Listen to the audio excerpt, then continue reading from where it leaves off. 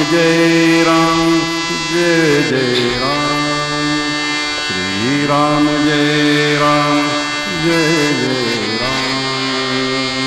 श्री राम जय राम जय जय राम।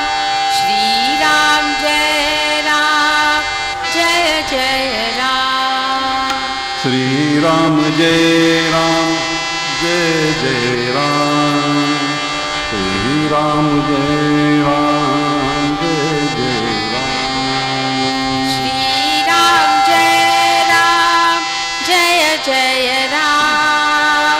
श्री राम जय राम जय जय राम।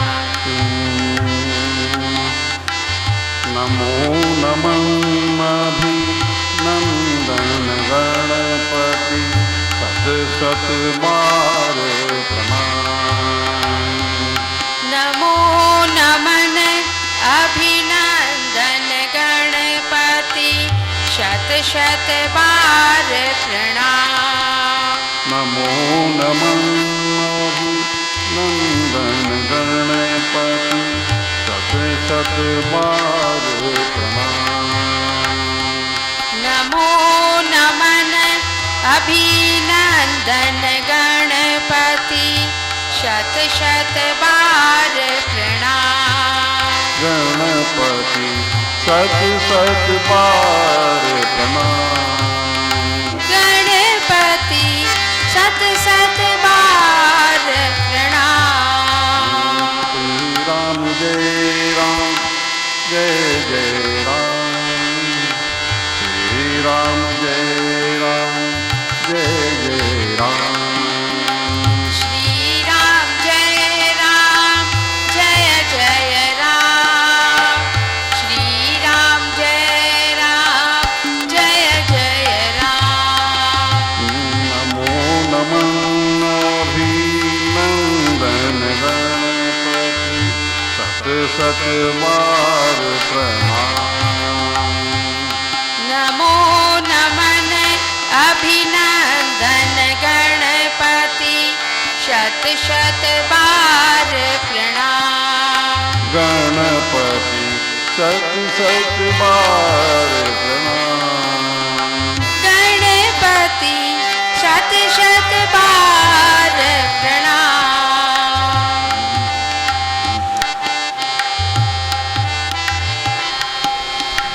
प्रथम तुम्हारा नाम सुमरते भाव पुष्प वर्षित हम करते। प्रथम तुम्हारा नाम सुमरते भाव पुष्प अर्पित हम करते। प्रथम तुम्हारा नाम सुमरते भाव पुष्प वर्षित हम करते। प्रथम तुम्हारा नाम सुमरते भाव पुष्प अर्पित हम करते।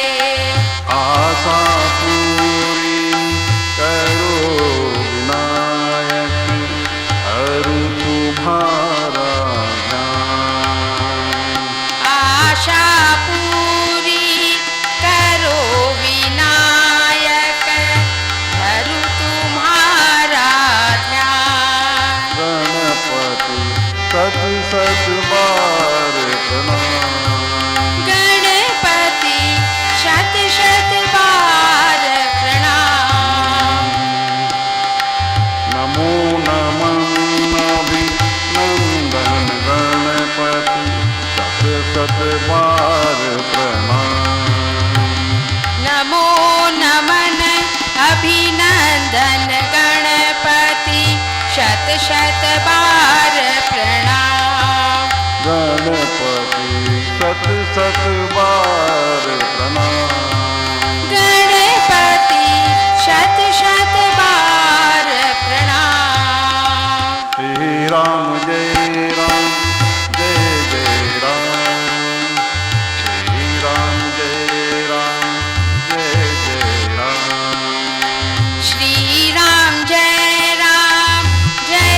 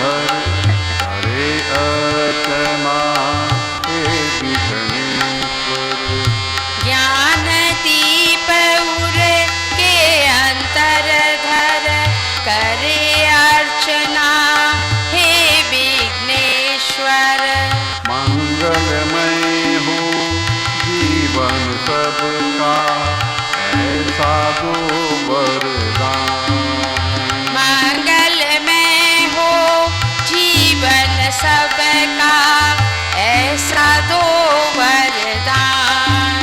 गणपति सत सत बार प्रणाम। गणपति शत शत बार प्रणाम। नमो नमन अभिनंदन गणपति सत सत बार प्रणाम।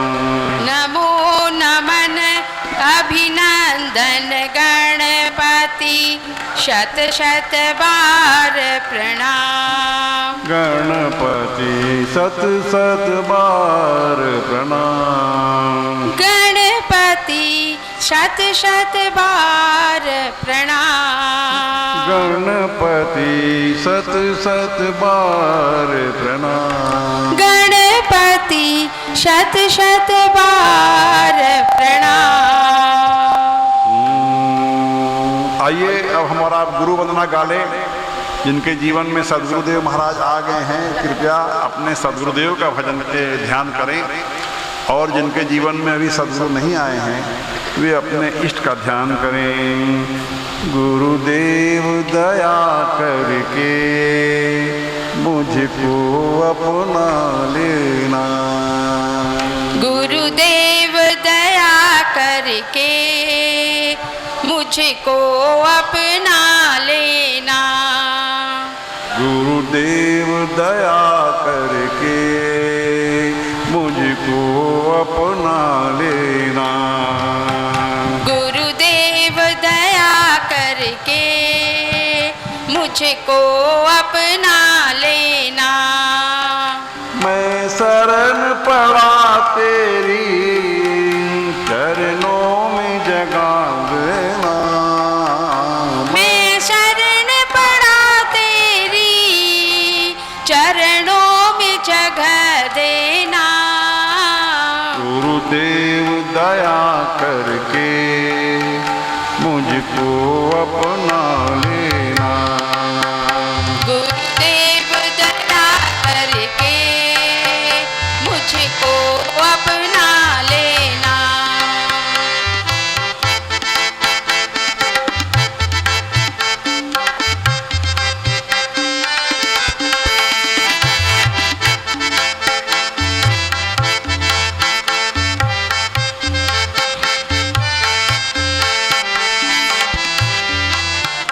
करुणा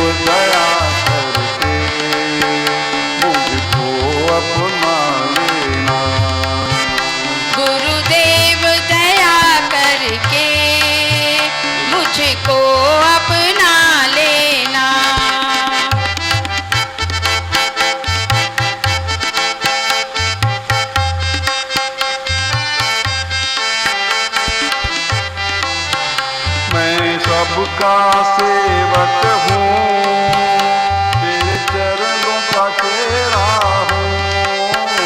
मैं सबका सेवक हूँ, तेरे चरणों का चेहरा हूँ।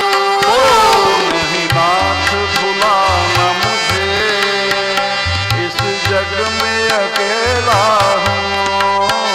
नहीं नाथ बुलाना मुझे, इस जग में अकेला हूँ।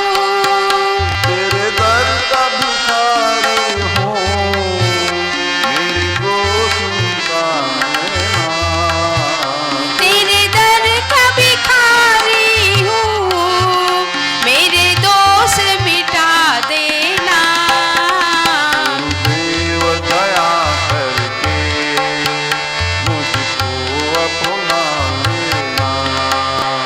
गुरुदेव दया करके मुझको अपना लेना। मैं शरण पड़ा तेरी, चरणों में जगा देना। मैं शरण पड़ा तेरी, चरणों में जगह देना। गुरुदेव दया करके मुझको अपना लेना। गुरुदेव दया करके मुझको अपना लेना। मुझको अपना लेना। मुझको अपना लेना। बोलिए सद्गुरुदेव महाराज की जय।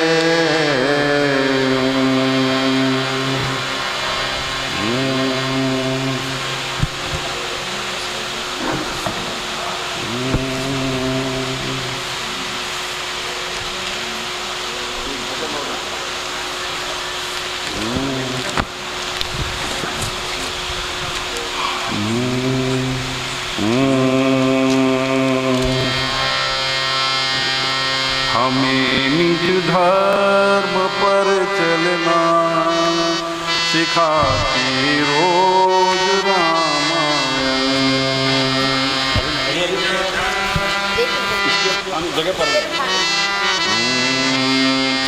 हमें निज धर्म पर चलना सिखाती रोज रामायण।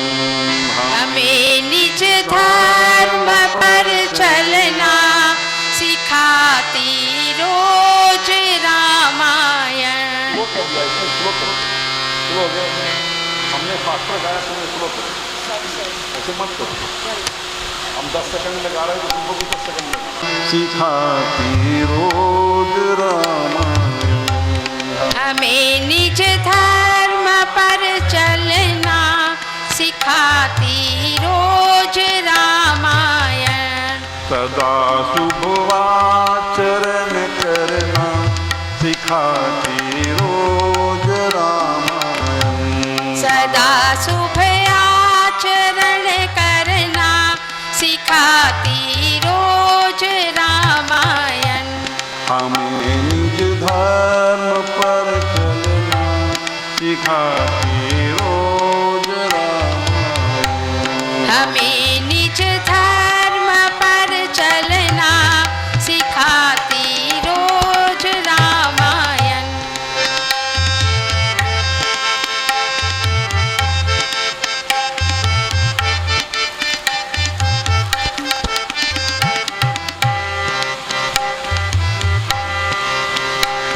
जिन्हें संसार सागर से उतर कर पार जाना है। जिन्हें संसार सागर से उतर कर पार जाना है। उतर कर पार जाना है। उन्हें सुख से किनारे पर, उन्हें सुख से किनारे पर लगाती रोज रामायण।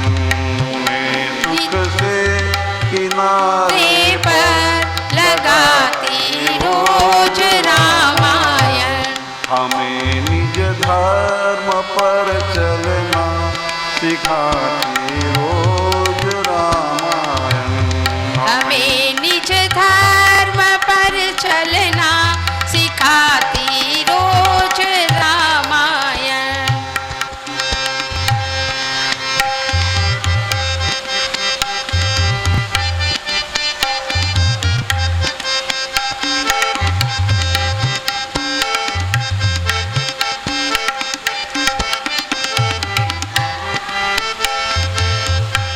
कहीं छवि विष्णु की बाकी, कहीं शंकर की है झांकी।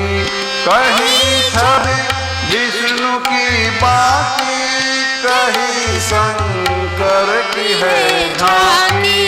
कहीं शंकर की है झांकी। हृदय आनंद झूले पर, हृदय आनंद झूले पर झूलाती रोज रामायण। हृदय आनंद झूले पर झूलाती रोज रामायण। हमें निज धर्म पर चलना सिखाती रोज रामायण। हमें निज धर्म पर चलना सिखाती रोज रामायण। सदा शुभ आचरण करना सिखाती रोज रामायण। सदा शुभ आचरण करना सिखाती रोज रामायण। हमें निज धर्म पर चलना सिखाती रोज रामायण। बोलिए सियावर रामचंद्र भगवान की जय। परम मंगल में परब्रह्म ब्रह्मांड नायक, भारतीय संस्कृति एवं सभ्यता के आधार स्तंभ, धर्म के मूर्तिमान स्वरूप, मर्यादा पुरुषोत्तम श्री हनुमान जी महाराज के आराध्य देव परम पिता श्री राम जी की वांगमयी अर्थात भाषामयी शब्दमयी प्रतिमूर्ति है संत शिरोमणि तुलसीदास जी के द्वारा रचित यह महान ग्रंथ श्री रामचरितमानस। आज उसी परमपिता परमात्मा श्री राम जी की असीम अनुकंपा से आप सभी भगवत प्रेमी सज्जनों और बहनों के मंगलमय आशीर्वाद से इस भक्ति से परिपूर्ण श्री शिव पहाड़ मंदिर प्रांगण में और श्री राम कथा समिति शिव पहाड़ के पवित्र संकल्प से हम आपके समक्ष यह 9 दिवसीय संगीत में संपूर्ण राम कथा सुनाने का प्रयास कर रहे हैं। उस क्रम में आज ये 5वां दिन है और आज की कथा का मुख्य विषय श्री राम और भरत मिलाप है। तो प्रसंग प्रारंभ करने से पहले सूक्ष्म रूप से उपस्थित यहाँ सभी देवी देवताओं की आत्माओं की हम लोग वंदना करते हैं और संत महात्माओं की आत्माओं की भी हम और आप वंदना कर लें, क्योंकि जहाँ कहीं भी राम की कथा होती है सूक्ष्म रूप से देवी देवता लोग, संत महात्मा लोगों की आत्माएं वहाँ जरूर पधारती हैं। और हनुमान जी के लिए तो बड़ा प्रसिद्ध है, राम कथा जह को कहे तह तह पवन कुमार, सर पर अंजलि धरि सुनत बहत नयन जलधार। सियावर रामचंद्र की जय, पवन सुत हनुमान की जय। अब हनुमान जी की वंदना करने के पश्चात हम लोग भगवान को धन्यवाद भी देते चले, क्योंकि सत्संग कभी भी सुलभ हो तो समझना चाहिए कि राम जी की विशेष कृपा हुई है तो हमको आपको जीवन में सत्संग मिलता है। बगैर भगवान की कृपा के सत्संग भी मिलना सरल नहीं है। जब सत्संग आपको सुलभ हो, सत्संग में आपकी रुचि जागृत हो, सत्संग आपको अच्छा लगने लगे, सत्संग आपको प्यारा लगने लगे, तो समझिए कि भगवान की बहुत बड़ी कृपा हुई है जो आपको सत्संग अच्छा लगने लगा। और नाना प्रकार से हम और आप भक्ति करते हैं और उस भक्ति का जब फल देना होता है, भगवान को रेमुनरेशन देना होता है, रिवार्ड देना पड़ता है, तो सबसे पहला काम भगवान क्या करते हैं कि हमको आपको सत्संग सुलभ करा देते हैं। सत्संग में हमारी आपकी रुचि जागृत हो जाती है, सत्संग हमको प्यारा लगने लगता है, अच्छा लगने लगता है। तो ये समझिए कि भगवान ने अपनी ओर से हम लोगों को अपना रेमुनरेशन दे दिया, पारिश्रमिक दे दिया। जो अभी तक हमने भक्ति किया, जो भगवान का काम हमने किया, तो जब यदि सत्संग मिले तो समझना चाहिए कि भगवान ने हमको पारिश्रमिक दे दिया। देखिए तुलसीदास जी ने प्रारंभ में ही लिख दिया है, बिनु सत्संग विवेक ना होए, राम कृपा बिनु सुलभ न सोई। बिनु सत्संग विवेक ना होई, राम कृपा बिनु सुलभ न सोई। सत्संगत मुद मंगल मूला, सोई फल सिद्धि सब साधन पूरा। सत्संगत मुद मंगल मूला, सोई फल सिद्धि सब साधन फूला। श्री राम जय राम जय जय राम, श्री राम जय राम जय जय राम, श्री राम जय जय राम। तो कल की कथा में हम लोगों ने श्रवण किया था कि वाल्मीकि जी ने भक्ति को 14 भागों में बांट दिया है और वाल्मीकि जी ने भक्ति की सरलतम व्याख्या किया है। और हम भक्तों को ये मौका दिया है, ये चॉइस दिया है, ऑप्शन दिया है कि किसी एक प्रकार की भक्ति में भी यदि हम और आप दृढ़ हो जाएं तो भगवान हमारे हृदय में सगुण साकार अर्थात साक्षात निवास करने लगेंगे। और जब तक कि भगवान को हम और आप अपने हृदय में सगुण साकार रूप में नहीं बुला ले सकते हैं, जब तक सगुण साकार में प्रकट नहीं कर सकते हैं, तब तक हमारे हृदय की दीनता, हीनता, मलिनता, दुख दर्द दूर नहीं हो सकता है हमारे जीवन से। इसलिए अत्यंत आवश्यक है कि समय रहते, मनुष्य शरीर रहते, हम ऐसी कोई साधना करें, ऐसी भक्ति करें, ऐसा कर्मयोग करें जिससे कि भगवान हमारे हृदय में सगुण साकार प्रकट हो जाए। आपने जाना था कल की कथा में कि निर्गुण निराकार रूप से भगवान 84 लाख योनियों में जितने भी प्राणी हैं, चाहे पशु पक्षी हो, मनुष्य हो, कोई भी हो, सभी के हृदय में भगवान निर्गुण निराकार ब्रह्म के रूप में विराजित है। लेकिन भगवान के निर्गुण निराकार रूप से हमारा आपका कोई विशेष भला नहीं होता है, मात्र इतना ही भला होता है कि हम और आप जीवित हैं। वो निर्गुण निराकार ब्रह्म जब निकल जाता है हमारे भीतर से तो हम और आप मृत हो जाते हैं। बस उस निर्गुण निराकार ब्रह्म का इतना ही फायदा है। और उसी निर्गुण निराकार को जब आप सगुण साकार में प्रकट कर लेते हैं, देखिए एक उदाहरण संत महात्मा लोग एक उदाहरण देते हैं कि दही के अंदर में मक्खन छिपा हुआ है। सारी दुनिया जानती है कि दही के अंदर मक्खन छुपा हुआ है, लेकिन वो मक्खन शुरू में दिखलाई नहीं देता है।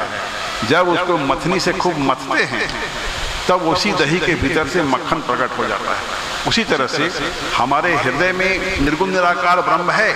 जब नाम रूपी मथनी से, गुरु से जो नामदान हमने आपने लिया, उस नाम रूपी मथनी से जब खूब उस निर्गुण निराकार को आप मथिएगा तो वही निर्गुण निराकार सगुण साकार में परिणत हो जाता है।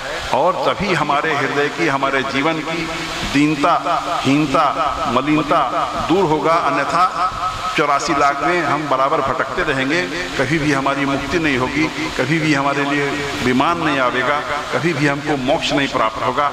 इसलिए समय रहते हम लोग ऐसी भक्ति करें, ऐसी साधना करें जिससे कि वो निर्गुण निराकार ब्रह्म जो है वो सगुण साकार में परिणत हो। और वाल्मीकि जी ने सरलतम 14 उपाय बता दिए कि वो 14 उपाय में से कोई एक भी उपाय यदि आप फॉलो करो, उसको अपनाओ दृढ़तापूर्वक अपने जीवन में, तो निर्गुण निराकार ब्रह्म को आप सगुण साकार में परिणत कर सकते हो। और आपने जाना था कि सरलतम उपाय वाल्मीकि जी ने जो बताया वो कथा श्रवण रति, भगवान की कथा को प्रेम से आप मात्र सुनते रहो, इसी में ही वो निर्गुण निराकार ब्रह्म जो है सगुण साकार में परिणत हो जा सकता है। ये पहला उपाय वाल्मीकि जी ने बताया। और मैंने बताया कि 2003 में इस विषय पर मेरी एक पुस्तक छपी थी, भगवान को पाने के 14 उपाय। मैंने कई लोगों को दी भी होगी यहाँ। तो उसमें पहला उपाय क्या था, मैं आपको याद दिला दूं। जिनके श्रवण, वाल्मीकि जी बोल रहे हैं राम जी को, जिनके श्रवण समुद्र समाना, कथा तुम्हारी सुभग सरिनाना, बरहि निरंतर हो ही न पूरे, इनके ही तुम कहूँ बिहरूरे। श्री राम जय राम, जय जय राम, श्री राम जय राम, जय जय राम। अर्थ भी आपने कल जाना था कि ऐसे लोगों ऐसे भक्तों, जिन लोगों ने आपकी कथा रूपी नदियों के लिए अपने कानों को समुद्र के समान बना रखा है, ऐसे भक्त जो आपकी कथा रूपी नदियों के लिए जिन्होंने अपने कानों को समुद्र के समान बना रखा है, अर्थात जिस तरह से समुद्र कभी तृप्ति का अनुभव नहीं करता, उसकी प्यास कभी नहीं बुझती, उसका पेट कभी नहीं भरता, वो कभी नहीं बोलता नदियों को कि नहीं और मत आओ, मेरा पेट भर गया और मैं तुमको स्वीकार नहीं कर सकता, नहीं कभी नहीं कहता। वो निरंतर उसकी प्यास बनी रहती है समुद्र की। उसी तरह से जिन भक्तों ने अपने कानों को तुम्हारी कथा के लिए समुद्र के समान बना रखा, अर्थात तुम्हारी कथा से जो कभी भी तृप्ति का अनुभव नहीं करता है, ये नहीं कहता बस बहुत सुन लिया और नहीं सुनना है भगवान की कथा, नहीं ऐसा नहीं कहता। हाँ, जो तुम्हारी कथा के लिए बराबर ललायित रहता है, तो ऐसे भक्तों का हृदय जो है वो तुम्हारे लिए सुंदर भवन है। हे राम जी, तुम ऐसे भक्तों के हृदय में सगुण साकार साक्षात निवास करो, और अकेले नहीं, लक्ष्मण जी और सीता जी के समेत निवास करो। देखिए इसके समर्थन में बहुत सारी पंक्तियां हैं रामचरितमानस में, 50 पंक्तियां हैं। हाँ, मैं एक आध उदाहरण दे करके जल्दी आगे बढ़ूंगा। देखिए माता पार्वती क्या कहती है रामचरितमानस में। संपूर्ण राम कथा श्रवण करने के पश्चात अब माता पार्वती क्या कहती है। रामचरित जे सुनत वगाही, रस विशेष जाना तिन नाहि। श्री राम जय राम, जय जय राम, श्री राम जय राम, जय जय राम। क्या हुआ? रामचरित जे सुनत अगाही, रस विशेष जाना तिन्ह नाही। ये माता पार्वती कह रही है शिव जी से कि भाई राम जी की लीलाओं को सुन करके, राम जी के गुणों को सुन करके, राम जी के चरित्रों को सुन करके, राम जी के कथाओं को सुन करके जो प्राणी अघा जाए, तृप्ति का अनुभव करने लगे, बस और नहीं सुनना, बहुत सुन लिया ऐसे बोलने लगे। हाँ, तो इसका मतलब क्या है कि वो आदमी जो है, वो जो साधक जो है, रस विशेष जामा तिन्ह नाही, उसने भगवान की कथा के भीतर जो रस छिपा हुआ है, जो मधुरता है, उसको सही उसने जाना ही नहीं। हाँ, ऐसे 50 उदाहरण है कथा श्रवण रति के समर्थन में। तो आपने जाना ये सरलतम उपाय है, आपको कुछ नहीं करना है, भगवान की कथा मात्र प्रेम से आप सुनते रहिए। इसी में ही आपके हृदय में जो निर्गुण निराकार ब्रह्म है वो सगुण साकार में परिवर्तित हो जाएगा। और जिस दिन भगवान आपके हृदय में साक्षात आ जाएंगे, सगुण साकार रूप में आ जाएंगे, उस दिन आपके लिए कुछ भी दुर्लभ नहीं होगा। आप जो चाहोगे संसार में आपको मिलेगा। क्योंकि जब भगवान साक्षात भगवान आपके हृदय में है, तो आप तो दुनिया के राजा हो जाओगे। आपको क्या चीज का कमी रहेगा, क्या दुख रहेगा? दुख तो दूर भाग जाएगा। इन सब बातों पर कल हमने अपने विचार कर लिया था। तो आध्यात्मिक दृष्टिकोण से वाल्मीकि जी ने 14 उपाय बताए, भगवान को 14 भक्तों का हृदय बताया कि जहां जाकर के आप निवास करो और उस समय सांसारिक दृष्टि से सशरीर निवास करने के लिए भी और बताया वाल्मीकि जी ने कि चित्रकूट नाम का जो जगह है, जंगल है बगल में, आप जाके चित्रकूट में निवास करो। हे राम जी, आपके लिए सब सुविधाजनक वहाँ वातावरण है, वहाँ आपके मुताबिक सब कुछ आपको मिलेगा, तो चित्रकूट जाकर के आप निवास करो। चित्रकूट गिरी करहु निवासु, तह तुम्हार सब भांति सुपासु। चित्रकूट गिरी करहु निवासु, तह तुम्हार सब भांति सुपासु। श्री राम जय राम, जय जय राम। श्री राम जय राम, जय जय राम। क्या मतलब हुआ? वाल्मीकि जी ने कहा कि आप चित्रकूट नाम के जो पर्वत पर जाकर के निवास कीजिए, वहाँ पर आपको हर प्रकार की सुविधा मिलेगी। अब राम लक्ष्मण जानकी जी चित्रकूट की ओर गए हैं, वो ग्रामीण इलाका है बल्कि जंगली इलाका है। हाँ, वहाँ कोल, भील, वनवासी, आदिवासी, पहाड़िया, इस तरह के लोग वहाँ रहते थे।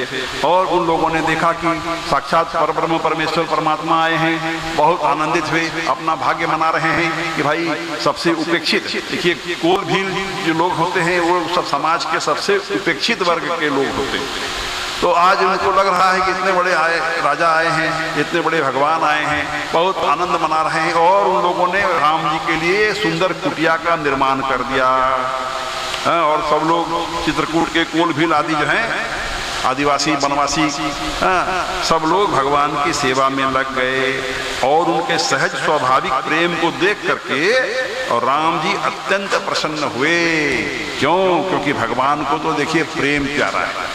हाँ, भगवान को आप 1 लाख रुपया चढ़ा दो मंदिर में, हाँ, और सोचोगे कि भगवान बहुत खुश हो जाएगा। नहीं नहीं, 1 लाख में क्या होगा? सारा ब्रह्मांड का ये तारा, सितारा, चंद्रमा, सूरज, सारे धरती का जो मालिक है, उसको पैसा से हम और आप खरीदने नहीं सकिएगा। भगवान को यदि खरीदना हो तो सिर्फ प्रेम में वो ताकत है कि भगवान बिकने भी तैयार है। राम ही केवल प्रेम प्यारा, जान ले मुझे जान निहारा।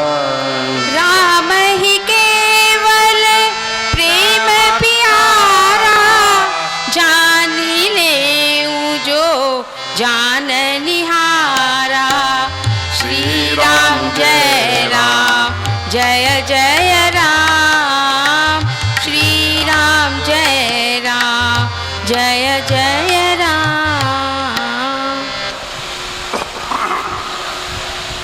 अच्छा, उधर क्या हुआ? इधर राम लक्ष्मण जानकी जी तो वन में आगे बढ़ते जा रहे हैं, चित्रकूट में चले गए। वहाँ कोल भील वासी वनवासियों ने उनके लिए कुटिया बना दिया, आनंद से रहने लगे। उधर क्या हुआ? जो दशरथ जी के मंत्री सुमंत्र जी रथ में बैठा करके और उन लोगों को लाए थे, वो लौट करके जो वापस जाने लगे,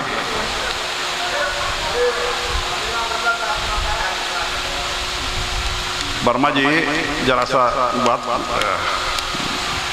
श्री राम जय राम, राम जय जय राम। श्री राम जय राम, जय जय राम। तो सुमंत्र जी खाली रथ को लेकर के वापस जा रहे हैं अयोध्या की ओर। उनके मन में काफी दुख है, अफसोस है कि मैं राम जी को लौटा के नहीं ला पाया हूं। और अब वो अयोध्या के निकट पहुंच गए। दिन का समय है, रात्रि का इंतजार कर रहे हैं कि अभी मैं दिन में यदि प्रवेश करूंगा, अयोध्या वासी लोग हमसे पूछेंगे कि राम जी को लेके नहीं आए, सीता जी को लेके नहीं आए, क्या बात हुआ, नहीं हुआ। तो बोले कि नहीं, मैं रात में जाऊंगा अयोध्या में, जिससे कि दुनिया मुझको देखे नहीं, अयोध्या वासी मुझको नहीं देखे। तो रात्रि का इंतजार किया सुमंत्र जी ने, और बहुत डरते डरते और अयोध्या में प्रवेश कर रहे हैं कि लोग क्या पूछेंगे हमसे, तो मैं क्या जवाब दूंगा। मैं बगैर राम जी के वापस आ गया हूँ। और किसी तरह से छुपते छिपाते हुए दशरथ जी के महल में गए हैं। दशरथ जी से उनका संवाद हुआ है। और दशरथ जी 6-7 दिन का समय गुजर चुका जब राम जी वनवास को गए हैं। 6-7 दिनों तक दशरथ जी अपने प्राणों को इसीलिए बचा के रखे थे, इस आशा में रखे थे कि शायद राम वापस आ जाए। हाँ, नहीं तो उनके प्राण तो उसी दिन निकल जाते। लेकिन इस आशा में उनके प्राण बचे हुए थे कि शायद राम लक्ष्मण जानकी वापस आ जाए। लेकिन जब उनको ये पता चल गया कि अब वो वापस नहीं लौटे, सुमंत्र आके सारा रिपोर्ट दिया और जब जान गए कि अब वो आने वाले नहीं हैं तो और अपने प्राणों को रोक नहीं पा रहे हैं, छटपटा रहे हैं, उनके प्राण निकलना चाह रहे हैं। और आज उनको याद आ गया श्रवण कुमार के माता पिता का श्राप, उनको याद आ गया। और वो कौशल्या जी से बताते हैं कि भाई एक दफे की बात है, अंधे श्रवण कुमार के अंधे माता पिता का श्राप मेरे को लगा था। कथा शायद आप लोगों ने सुना भी होगा कि भाई दशरथ जी शिकार खेलने गए जंगल में और शब्द भेदी बाण, शब्द भेदी शब्द आवाज सुन करके ही बाण जानते थे मारना, बगैर देखे आवाज से ही मार दिया उन्होंने सोचा कोई हिरण पानी पी रहा है। लेकिन वास्तव में क्या हुआ था कि श्रवण कुमार अपने बूढ़े माता पिता को, अंधे माता पिता को तीर्थ यात्रा करा रहा था पैदल। तो उनके लिए जल लेने के लिए गया था वो नदी के किनारे और वो शब्द भेदी बाण मार दिया। दशरथ जी ने ये सोच करके कोई हिरण पानी पी रहा है, उसके छाती में लगा, वो चिल्लाया पुकारा। दशरथ जी दौड़ के गए हैं, आहा मेरे से बड़ा अन्याय हुआ, एक ब्राह्मण का लड़का को मैंने मार दिया गलती से, तो भाई मेरे माता पिता को कम से कम जाके पानी तो पिला दीजिए। तो दशरथ जी गए हैं पानी पिलाने, उसके माता पिता को सब बात मालूम हुआ और उसके श्रवण कुमार के वृद्ध माता पिता ने श्राप दे दिया कि हम जिस तरह से अपने पुत्र के और वियोग में तड़प तड़प के मर रहे हैं, जाओ हमारा श्राप है कि तुम भी एक दिन अपने पुत्र के वियोग में तड़प तड़प के मरोगे। आज दशरथ जी को वो सब कहानी याद आ रही है और माता कौशल्या से वो सारी बात बता रहे हैं और बहुत दुखी है, राम जी के लिए बहुत तड़प रहे हैं। और राम जी को खूब याद किया उन्होंने और याद करके राम जी का नाम ले ले करके और दशरथ जी ने अपना प्राण त्याग दिया। राम राम कही राम कही राम तनु परिहरि रघुबर विरह राव गयो सुरधाम। सियावर रामचंद्र की जय, पवन सुत हनुमान की जय। कोहराम मच गया, हाहाकार मच गया पूरी अयोध्या में। हाँ, लोग बहुत दुखी हुए, रोने लगे, हाहाकार मच गया, ये क्या हो गया। दशरथ जी का मरण सुन करके सब व्याकुल हो गए लोग। गुरु वशिष्ठ जी आए और सब महात्मा लोग आए और सब लोगों ने विचार किया। तुरंत भरत जी को और शत्रुघ्न जी को बुलाने के लिए 2 दूत भेजा। उस समय में भरत जी और शत्रुघ्न जी अयोध्या में नहीं थे, अपने ननिहाल गए हुए थे। 2 दूत भेजा, जल्दी जाओ, उन लोगों को बताना मत वहाँ क्या घटना यहाँ घट गया, जल्दी बुला के लाओ। दूत गए हैं, उधर भरत जी को भी अब शगुन हो रहा है और वो भी पता नहीं, वो भी मन उनका बेचैन है। जैसे ही खबर आया, दूत आया, वो लोग भी खूब तेजी से और भरत जी शत्रुघ्न जी रथ पर सवार होकर के अयोध्या की ओर आए हैं और अयोध्या पहुंच करके देख रहे हैं सड़कें बहुत वीरान है, कोई भी आदमी उनको स्माइल नहीं दे रहा है, कोई भी प्रजाजन जो उनसे बात नहीं कर रहा है, सबका चेहरा मुरझाया हुआ है, सब क्रोध में है, नाराज है, लगता है क्या हो गया पता नहीं। सीधे गए हैं कैकेयी के महल में और कैकेयी को जब पता चला कि मेरा भरत आया है, आरती की थाली लेकर के और खूब उनका आरती करने लगी और पीछे पीछे मंत्रा भी खूब सज धज के श्रृंगार करके, उनकी जो दाई थी मंत्रा वो भी आ गई। तो भरत जी पूछते हैं आखिर क्या हुआ, आज ये मेरे पिताजी नहीं दिखलाई दे रहे हैं। हाँ, टेंशन में तो थे भरत जी, तो मेरे पिता नहीं है, सब वीरानी छाई हुई है, उदासी छाई हुई है, क्या बात हुआ। तो भाई मेरे पिता कहाँ हैं? तो कैकेयी बोली कि आपका पिता जो है, राजा जो है, वो देवलोक पधार गए। इतना सुनते ही तो भरत जो है धड़ाम से गिर गए धरती पर, एकदम बेचैन हो गए, रोने लगे। और थोड़ी देर के बाद बोलते हैं, अच्छा माँ ये बताओ कि मेरे पिताजी के मरने का कारण क्या हुआ? कम से कम कारण भी तो जानना चाहिए कि मेरे पिता आखिर क्यों मरे। तब कैकेयी ने शुरू से सारा बात समझाया कि ऐसे ऐसे 2 वरदान मैंने मांगा, राम जी को राजा बनाया जा रहा था, मैंने सोचा नहीं मेरा पुत्र राजा बनेगा, हाँ मैंने तुम्हारे लिए। बहुत बहादुरी से सारा कहानी सुना रही है, जैसे लगा कितना बड़ा काम किया और राम से राजगद्दी छीन करके और अपने पुत्र भरत को दे रही है, मानो कितना बड़ा काम किया, अपना बहादुरी जता रही है भरत जी के सामने। भरत जी हक्के बक्के। राम जी वन में चले गए, यह सुन करके अपने पिता के मरण को भूल गए, पिता के मरण को भूल गए, यह सुन करके कि मेरे राम 14 वर्ष के लिए वनवास चले गए, सन्न रह गए, स्तब्ध रह गए, मुंह से बोली बंद हो गई उनकी।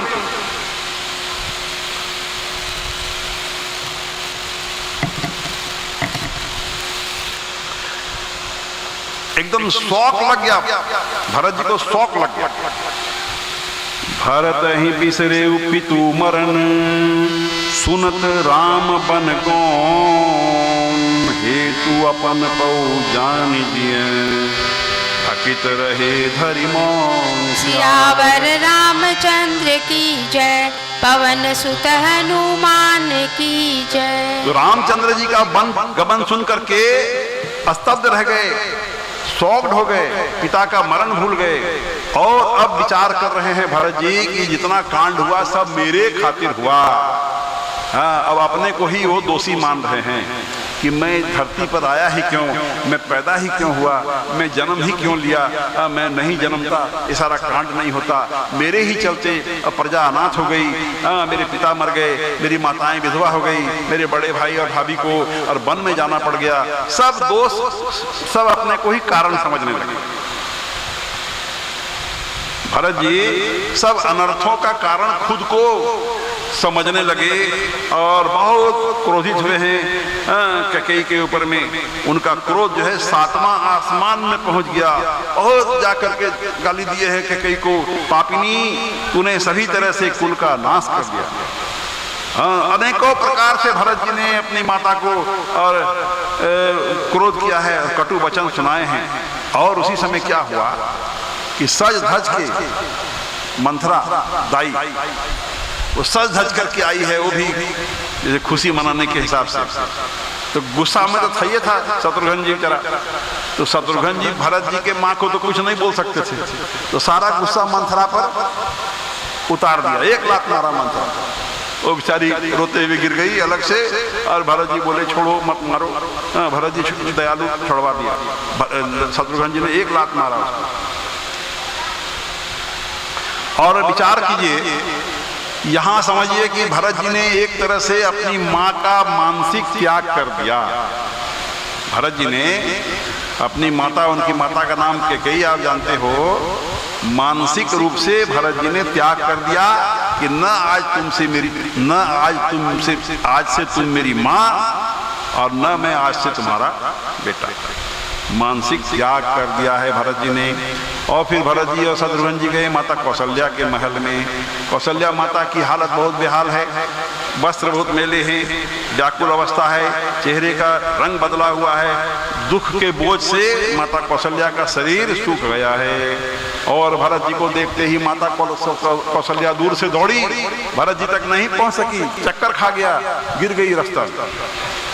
उनकी दशा देख करके भरत जी बहुत व्याकुल हुए और शरीर की शुद्ध बुद्ध भूल करके और कौशल्या जी के चरणों में गिर गए और बहुत तरह से माता कौशल्या से विनती कर रहे हैं, बहुत तरह की बात बोल रहे हैं कि भाई कैकेयी, पहले तो अपनी माँ का दोष दे रहे कैकेयी का कि कैकेयी जगत में जन्मी क्यों, और यदि जन्मी तो बांझ ही क्यों न रही, हमको क्यों पैदा कर।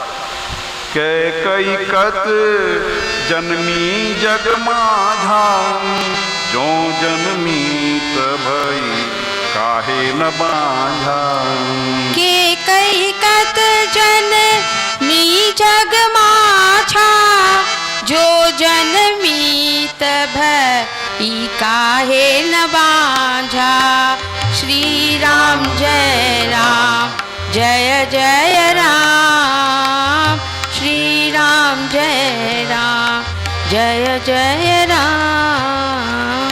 सभी प्रकार के अनर्थों की जड़ भरत जी अपने आप को मान रहे हैं कि मैं पैदा ही नहीं होता तो ये सारा कांड नहीं होता। खूब अपने को दूस रहे हैं, दोष दे रहे हैं, अपने खूब ग्लानि में डूबे हुए हैं, बहुत दुखी हो रहे हैं कि भाई मेरा इस षड्यंत्र में कोई हिस्सा नहीं था। सबको ये विश्वास दिलाने का प्रयत्न कर रहे हैं कि भाई मेरा कोई इसमें हाथ नहीं है, मैं इस षड्यंत्र में शामिल नहीं था। ये कैकेयी ने क्या षड्यंत्र किया मुझको कुछ भी नहीं पता। हाँ, मैं शपथ खा के कह रहा हूँ, कसम खा के कह रहा हूँ कि मेरे कोई गलती नहीं है। बहुत बेचारे दुखी हैं और सबसे इस तरह से बोल रहे हैं कि भाई मेरा कहीं कोई गलती नहीं है। खूब अपराध बोध से ग्रसित हैं, अपने को अपराधी मान रहे हैं भरत जी। अब माता कौशल्या ही उनको अब समझा रही है। माता कौशल्या समझाती है। और लेकिन भरत जी अपने सफाई दे रहे हैं कि इस षड्यंत्र में मेरी कोई जानकारी नहीं, मेरी कोई भी प्रकार की भागीदारी नहीं है भाई। इस तरह से उन लोगों में संवाद हो रहा है। और ऋषि वामदेव आ गए, गुरु वशिष्ठ जी आ गए और संत महात्मा लोग आ गए। दशरथ जी का मरण सुन करके और सब लोग आए हैं। और अब विचार हो रहा है कि क्या किया जाए। तो भाई गुरु वशिष्ठ जी ने बोला भरत जी से कि अभी जो समयोचित काम है सो करो। तुम्हारे पिता का डेड बॉडी पड़ा हुआ है, पहले तुम ये सब छोड़ो, अभी ये सब चलो, ये जो क्रियाक्रम है सो करो भाई। अभी समय का ये जरूरत है। और देखो भाई, उन्होंने दशरथ जी की बड़ी प्रशंसा करी। संत महात्माओं ने, गुरु वशिष्ठ जी ने और वामदेव जी ने और अन्य संत महात्माओं ने दशरथ जी की बड़ी प्रशंसा करी। और क्या कहा कि जो रघुकुल की रीत है, दशरथ जी ने उसको प्रमाणित कर दिया। रघुकुल रीति सदा चली आई, प्राण जाए पर वचन न जाए। रघुकुल रीति सदा चली आई, प्राण जाहि पर वचन न जाई। श्री राम जय राम जय जय राम, श्री राम जय राम जय जय राम। एक तो दशरथ जी ने रघुकुल की जो रीत चली आ रही है कि प्राण जाए पर वचन न जाए, उसको सत्य करके दिखा दिया। ये दशरथ जी की महानता। और राम जी की ये महानता कि उसने अपने पिता के वचन को सत्य कर दिया। पिता के वचन को पालन करने के लिए वन में चले गए राम जी। खूब लोगों की प्रशंसा हो रही है। और अब देखिए भरत जी को समझा रहे हैं, बाकी सब लोगों को गुरु वशिष्ठ जी समझा रहे हैं कि भाई देखो तुम दुखी मत हो। तुम्हारा दुखी होना ठीक नहीं है। क्यों? सुनहु भरत भावी प्रबल। देखिए समझाते, बड़ा प्रसिद्ध दोहा है। सुनहु भरत भावी प्रबल, बिलखई कहे मुनिनाथ, हानि लाभ जीवन मरण, जस यप जस विधिहार। वर रामचंद्र की जय, पवन सुत हनुमान की जय। हे भरत, तुम दुखी मत हो। क्यों? कि भाई देखो 6 चीज भगवान ने अपने हाथ में रखा है। क्या क्या रखा है भगवान ने? हानि लाभ। हमको हानि होगा, कोई बिजनेस कर रहे मान लीजिए, हानि होगा कि लाभ होगा, ये हमारे आपके हाथ में नहीं है। ये भगवान ने अपने हाथ में रखा है। ये जिम्मा, ये डिपार्टमेंट किसके हाथ में है? हानि होगा या लाभ होगा हमको आपको जीवन में। आप मान लीजिए नौकरी कर रहे हो, बिजनेस कर रहे हो, खेती कर रहे हो, कुछ भी आप कर रहे हो, तो आपको जीवन में हानि होने वाला है कि लाभ होने वाला है, ये हमारे आपके हाथ में नहीं, भगवान के हाथ में। 6 चीज भगवान ने अपने हाथ में रखा। आप गिनती करते चलना मेरे भाई बहन। हानि लाभ जीवन मरण। कब कौन पैदा होगा, किसके यहाँ, किसके घर में पैदा होगा, और कब किसकी मृत्यु होगी, यह भी डिपार्टमेंट भगवान का है। तो हानि लाभ जीवन मरण, जस अपजस विधि हाथ। यश मिलेगा कि अपयश मिलेगा, यह भी हमारे आपके हाथ में नहीं है। मैं यहाँ 9 दिन की कथा कर रहा हूँ, मुझको यश मिलने वाला है भैया कि गाली पड़ने वाला है, ये मेरे हाथ में नहीं। श्री राम जय राम जय जय राम, श्री राम जय राम जय जय राम। अच्छा विचार कीजिए, जब सभी चीज भगवान ने अपने हाथ में रखा है तो फिर हमारे आपके हाथ में छोड़ा है क्या? कभी आपने विचार किया? हाँ, कर्म छोड़ा है हमारे आपके हाथ में। कर्म प्रधान विश्व करि राखा, जो जस करई सो तस फल चाखा। कर्म प्रधान विश्वकर्ता जो जस करई सो तस फल चाखा। श्री राम जय राम जय जय राम। श्री राम जय राम जय जय राम। तो हम लोगों को बराबर अच्छा कर्म करना चाहिए, सत्कर्म करना चाहिए, बुरा कर्म तो करना ही नहीं चाहिए। क्यों कि भाई जैसे कर्म करेगा वैसा फल देगा भगवान। ये है गीता का ज्ञान, ये है गीता का ज्ञान। जैसे कर्म करेगा वैसा फल देगा भगवान। ये है गीता का ज्ञान, ये है गीता का ज्ञान, ये है गीता का ज्ञान, ये है गीता का ज्ञान। जैसे कर्म करेगा वैसा फल देगा भगवान। ये है गीता का ज्ञान, ये है गीता का ज्ञान, ये है गीता का ज्ञान, ये है गीता का ज्ञान। तो हमारे आपके हाथ में भगवान ने सिर्फ कर्म छोड़ा है और भगवान कर्म का फल देने के लिए ऊपर बैठा हुआ है कि जैसा हम कर्म करेंगे उस हिसाब से हमको आपको